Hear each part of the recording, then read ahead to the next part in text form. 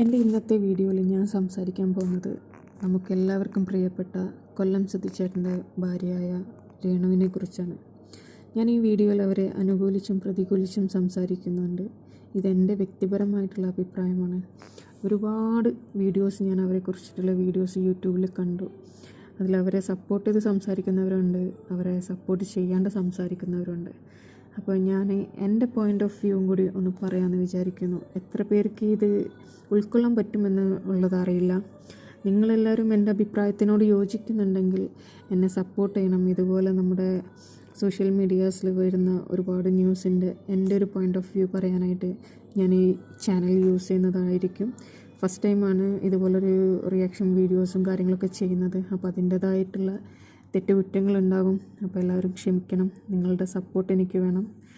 കാണുന്നവരെല്ലാവരും subscribe ചെയ്യണം, like ചെയ്യണം, share ചെയ്യണം. അപ്പം നമുക്ക് വീഡിയോയിലേക്ക് പോകാം. ഒരു ഭർത്താവ് മരിച്ചൊരു ഭാര്യ, അവർ ഭർത്താവിൻ്റെ മരണശേഷം 4 ചുവരുകൾക്കുള്ളിൽ തന്നെ ജീവിക്കണമെന്ന് പറയാൻ നമുക്ക് ആർക്കും ഒരു അവകാശമില്ല.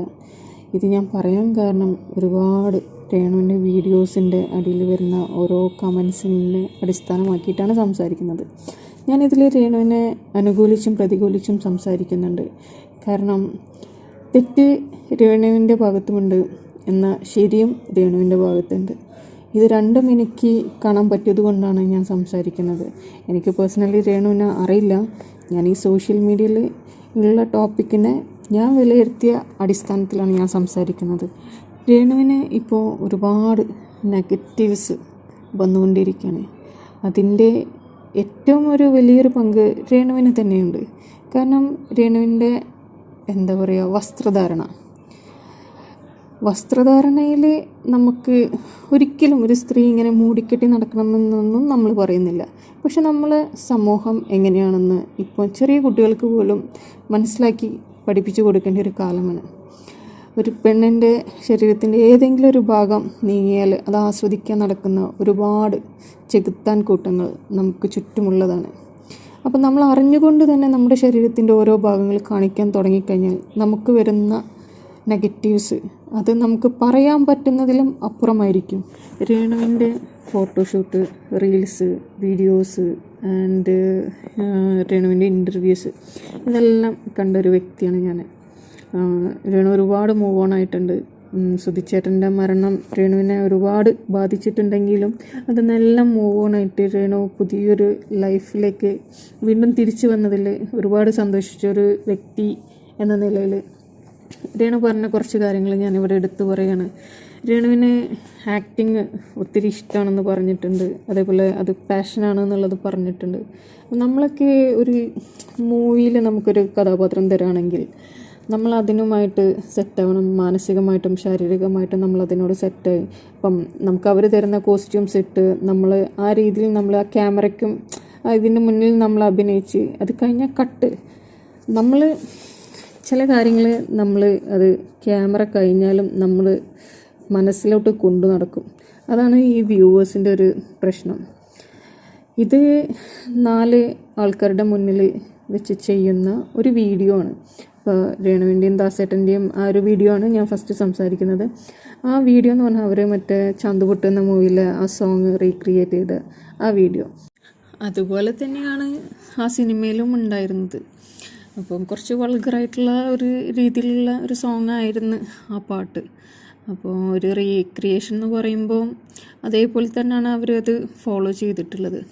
അപ്പോൾ ഇതൊക്കെ ഒരു ആക്ടിങ് ആയിട്ട് നമ്മൾ കണ്ടു കഴിഞ്ഞാൽ നമുക്ക് അതിൽ കൂടുതൽ നമ്മൾ സംസാരിക്കേണ്ട ആവശ്യമൊന്നുമില്ല. പക്ഷെ ഒരുപാട് ആൾക്കാർ ഈ ആക്ടിങ്ങിനെ വളരെ സീരിയസ് ആക്കി എടുത്ത് അവർ ലൈഫിലും അങ്ങനെ ചെയ്യുന്ന ആൾക്കാരാണെന്നുള്ള രീതിയിൽ എടുക്കുമ്പോഴാണ് നമുക്ക് പ്രശ്നങ്ങൾ വരുന്നത്.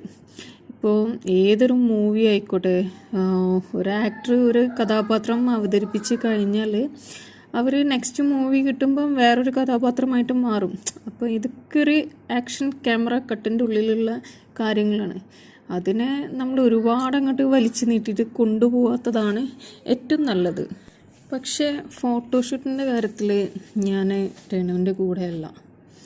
കാരണം എന്താ വെച്ചാൽ നമ്മളിപ്പോൾ രേണുവിൻ്റെ ഫോട്ടോഷൂട്ട്സ് ആയിക്കോട്ടെ, ഒരു ടോപ്പും സ്കേർട്ടും ഇട്ടിട്ടുള്ളൊരു ഫോട്ടോഷൂട്ട്, അതുപോലെ തന്നെ ഒരു ധാവണി എടുത്തിട്ടുള്ള ഫോട്ടോഷൂട്ട്, അതൊക്കെ നമ്മൾ വിചാരിച്ചാൽ എന്താ പറയുക, അധികം എക്സ്പോസ്ഡ് ആക്കാണ്ടും എടുക്കാൻ പറ്റുന്ന ഫോട്ടോഷൂട്ട്സാണ്.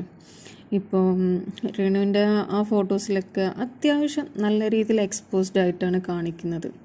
അപ്പോൾ ആ ഒരു കാര്യത്തിൽ ഞാൻ അത്ര ഹാപ്പി അല്ല. അത് എൻ്റെ ഒരു അഭിപ്രായമാണ്. കാരണം നമ്മൾ ഒരു മൂവീസ് അല്ലെങ്കിൽ ഒരു റീൽസ് പോലെയല്ല ഞാൻ ഫോട്ടോഷൂട്ടിനെ കാണുന്നത്. അതും ഒരു കല തന്നെയാണ്. പക്ഷേ അത് നമ്മളിപ്പോൾ ഒരു ധാവണി എടുത്തു കഴിഞ്ഞാൽ നമുക്കത് നല്ല രീതിയിൽ ധാവണി എടുത്തിട്ടും ഫോട്ടോസ് ഇടുന്ന ഒരുപാട് ആൾക്കാരെ നമ്മൾ കണ്ടിട്ടുണ്ട്. എന്നാൽ വളരെ നന്നായിട്ട് വൾഗറാക്കി നന്നായിട്ട് എക്സ്പോസ്ഡ് ആയിട്ട് ഫോട്ടോ എടുത്തിട്ട് പോസ്റ്റ് ചെയ്യുന്ന ആൾക്കാരെ നമ്മൾ കണ്ടിട്ടുണ്ട്. അപ്പോൾ നമ്മൾ ഒരു ധാവണീൻ്റെ ഭംഗിയാണോ അല്ലെങ്കിൽ നിങ്ങളുടെ ശരീരത്തിൻ്റെ ഭംഗിയാണോ നിങ്ങൾ പ്രദർശിപ്പിക്കാൻ വേണ്ടിയിട്ട് ശ്രമിക്കുന്നതെന്നുള്ളത് മനസ്സിലാവാത്ത രീതിയിലുള്ള ഫോട്ടോഷൂട്ടുകളാണ് ഇപ്പം ഒരുപാട് ഫോട്ടോഗ്രാഫേഴ്സ് ചെയ്തുകൊണ്ടിരിക്കുന്നത്. എല്ലാവരും പറയല്ല കേട്ടോ, ഒരുപാട് ആൾക്കാർ നല്ല രീതിയിൽ ക്യാപ്ചർ ചെയ്യുന്ന ഒരുപാട് പിക്ചേഴ്സും നമ്മൾ സോഷ്യൽ മീഡിയാസിൽ കാണുന്നുണ്ട്. അപ്പോൾ ഇതിപ്പോൾ എനിക്ക് തോന്നുന്നു ഒരു മയിൽപ്പീലൊക്കെ വെച്ചിട്ടുള്ളതാണ്. വിഷുവിനൊക്കെ വരവേൽപ്പിനുള്ള ഒരു ഫോട്ടോഷൂട്ടായിട്ട് തോന്നുന്നു. പക്ഷെ അതും നല്ല രീതിയിൽ ഫോട്ടോ എടുക്കാമായിരുന്നു എന്നുള്ളൊരു ചെറിയൊരു അഭിപ്രായം. ഇത് എൻ്റെ മാത്രം അഭിപ്രായമാണ്. നിങ്ങളുടെ തീം എന്താണെന്ന് നിങ്ങൾക്കേ അറിയുള്ളൂ. പക്ഷെ ആ തീമാണെങ്കിൽ പോലും ഫോട്ടോഷൂട്ടിനൊക്കെ നമ്മൾ ഇപ്പോൾ ഇങ്ങനത്തെ ഇതിന് ഇത്രയും എക്സ്പോസ്ഡ് ആയിട്ട് ഒരു തീം ഉണ്ടാക്കി ഫോട്ടോ എടുക്കേണ്ട ആവശ്യം ഉണ്ടായിരുന്നില്ല. കാരണം ഇത് നാലാൾക്കാർ നിങ്ങളുടെ ഫോട്ടോയിലേക്ക് ആകർഷിക്കാൻ വേണ്ടിയിട്ട് ചെയ്തത് തന്നെയാണെന്നാണ് എൻ്റെ ഒരു അഭിപ്രായം. പക്ഷേ രേണുവിൻ്റെ ശരീരത്തിനെയോ അല്ലെങ്കിൽ രേണുവിൻ്റെ ഫേസിനെയോ എല്ലാം പല രീതിയിൽ കുറ്റം പറയുന്നതിനോടൊന്നും ഞാൻ യോജിക്കുന്നില്ല. അങ്ങനെയൊന്നും നമ്മളൊരാളെ ഹേർട്ട് ചെയ്യാൻ പാടില്ല. കാരണം എന്താ വെച്ചാൽ അതൊക്കെ നമുക്ക് ദൈവം തരുന്നൊരു കാര്യമാണ്. ഇപ്പോൾ ഇന്നിപ്പം നല്ല സൗന്ദര്യത്തോട് ഉള്ളൊരാൾ അഹങ്കരിച്ച് മറ്റൊരാളെ കുറ്റം പറയുമ്പം ഒരു നിമിഷം മതി നമുക്കൊരു ആക്സിഡൻറ്റ് അല്ലെങ്കിൽ വേറെ എന്തെങ്കിലും രീതിയിൽ നമ്മുടെ സൗന്ദര്യം നഷ്ടപ്പെടാൻ. നമ്മളൊരിക്കലും ഒരു ആളെ സൗന്ദര്യം അയാളെ മുഖത്താണ് അല്ലെങ്കിൽ അയാളെ ശരീരത്താണെന്നുള്ള ആ ഒരു ചിന്താഗതി തന്നെ നമ്മൾ മാറ്റാം. ഒരാൾക്ക് ഏറ്റവും നല്ല ഭംഗിയുള്ളതായിട്ട് വേണ്ടത് അവരുടെ ഹൃദയമാണ്. ഞാൻ അതിനോട് മാത്രം യോജിക്കുന്ന ഒരാളാണ്. ഒരിക്കലും നമ്മളൊരാളെ പുറമോടി കണ്ടിട്ട് നമ്മൾ ആ ആളെ ഇഷ്ടപ്പെടരുത്.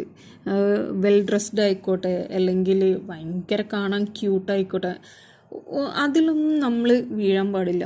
നമ്മൾ ആ ആളുടെ പെരുമാറ്റം, ആ ആളുടെ നമ്മളോടുള്ള ഒരു സമീപനം അത് എങ്ങനെയാണ്, അല്ലെങ്കിൽ ആ ആളെ നമ്മൾ മനസ്സിലാക്കി അയാളുടെ മനസ്സെങ്ങനെയാണെന്ന് മനസ്സിലാക്കിയിട്ട് വേണം നമ്മൾ ഒരാളെ വിലയിരുത്താനും അവരെ ഇഷ്ടപ്പെടാനും. അല്ലാണ്ട് ഒരിക്കലും നമ്മൾ നമ്മുടെ ഒരാളുടെയും ഭംഗി കണ്ടിട്ട് നമ്മൾ ആരെ പിന്നാലെയും പോകരുത്.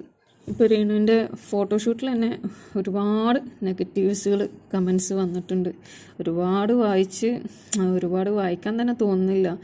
കുറേയൊക്കെ എന്താ പരിധിക്കും അപ്പുറമുള്ള രീതിയിലുള്ള സംസാരങ്ങളൊക്കെ ആയി തുടങ്ങിയിട്ടുണ്ട്.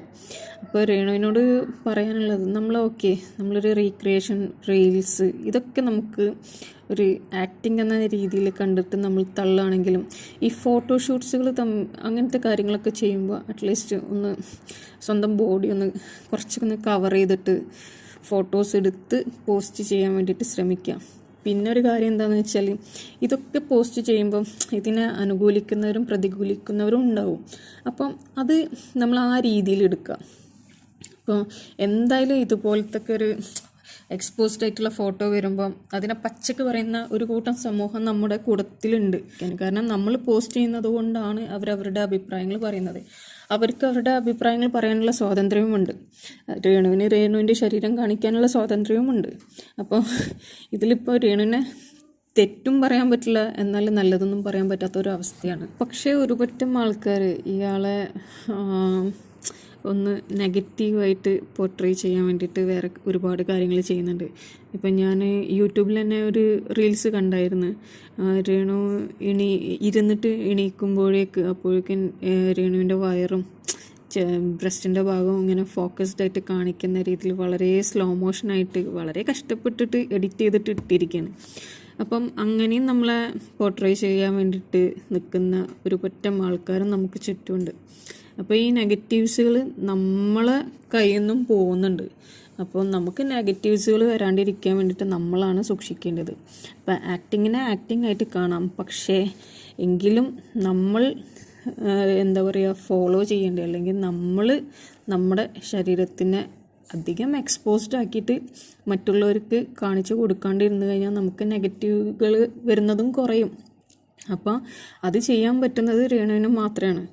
ഇങ്ങനെ ഒരു വൾഗറായിട്ടുള്ള അല്ലെങ്കിൽ എക്സ്പോസ്ഡ് ആയിട്ടുള്ള ഒരു ഫോട്ടോഷൂട്ടിന് വേണ്ടിയിട്ട് രേണുവിനെ ക്ഷണിക്കുകയാണെങ്കിൽ രേണുവിന് അവിടെ ഒരു വോയിസ് ഉണ്ടാവണം, എനിക്ക് ഇത്രയൊന്നും ചെയ്യാൻ പറ്റില്ല, അല്ലെങ്കിൽ എനിക്ക് ഇത് കാണിച്ച് ചെയ്യാൻ പറ്റില്ല എന്ന്. എത്ര ആൾക്കാർ ഇന്ന് തൻ്റെ ഇടത്തോട് കൂടിയിട്ട് സംസാരിക്കുന്ന ഒരു പറ്റം ആൾക്കാരുണ്ട്. അപ്പോൾ അതുപോലെ സംസാരിച്ചിട്ട് നമുക്ക് നല്ല രീതിയിൽ കംഫർട്ടബിളായിട്ട് തോന്നുന്ന രീതിയിൽ ഉള്ള കാര്യങ്ങൾ ചെയ്ത്. ഇപ്പോൾ രേണുവിന് കംഫർട്ടബിൾ ആണെങ്കിൽ ഒന്നും പറയാനില്ല കേട്ടോ, കംഫർട്ടബിൾ ആയതുകൊണ്ടായിരിക്കില്ല രേണു ചെയ്തിട്ടുണ്ടാവുക. പക്ഷെ ഇത് കാണുന്ന നമുക്ക് അത് കുറച്ചൊരു അൺകംഫർട്ടബിൾ ആയിട്ടാണ് തോന്നുന്നത്. കാരണം എന്താ വെച്ചാലും നമ്മുടെ മക്കളും ഇന്ന് സോഷ്യൽ മീഡിയാസൊക്കെ യൂസ് ചെയ്യുന്ന ആൾക്കാരാണ്. അപ്പോൾ അവർക്ക് ഇപ്പം നമ്മളൊക്കെ പണ്ടൊക്കെ ഇതുപോലത്തെ ഒരു ഫോട്ടോ കാണുമ്പോൾ അയ്യോ എന്ന് പറഞ്ഞിട്ട് മാറ്റിക്കളയുന്നതാണ്. നമ്മുടെ മക്കളായാലും ഇതൊക്കെ കണ്ട് ഇരുന്ന് അല്ലെങ്കിൽ സൂം ചെയ്ത്, ഇപ്പോൾ രേണുവിൻ്റെ മുഖമായിരിക്കില്ല, ചിലപ്പോൾ രേണുവിൻ്റെ വേറെ ശരീരത്തിലെ വേറെ ഏതെങ്കിലും ഭാഗമായിരിക്കും ചിലപ്പം സൂം ചെയ്ത് കാണുന്നത്. അതിപ്പോൾ നമ്മുടെ മക്കളെന്നല്ല, അങ്ങനെ ചെയ്യുന്ന ഒരുപാട് ആൾക്കാരുണ്ട്. അപ്പോൾ അതൊക്കെ നമ്മൾ സൂക്ഷിക്കേണ്ടത് നമ്മളെ സൂക്ഷിക്കേണ്ടത് നമ്മൾ തന്നെയാണ്. അപ്പോൾ ഇങ്ങനത്തെ സംഭവങ്ങളൊക്കെ ഇന്ന് സൊസൈറ്റിയിൽ ഉണ്ട് എന്നുള്ളത് ഇപ്പോൾ ഒരാൾ പ്രത്യേകിച്ച് പറഞ്ഞു തരേണ്ട ആവശ്യമില്ലല്ലോ. അപ്പോൾ കുറേയൊക്കെ നമ്മളെ ഭാഗത്ത് വരുന്ന വീഴ്ചകൾ മാറ്റിയിട്ട്, നമുക്കിപ്പോൾ ഒരു നെഗറ്റീവ് ഫ്രെയിമിലാണ് ഇപ്പോൾ രേണു ഇപ്പോൾ ഉള്ളത്, അത് നമ്മൾ വിചാരിച്ചാൽ തന്നെ നമുക്ക് മാറ്റിയെടുക്കാൻ പറ്റുന്നതേ ഉള്ളൂ.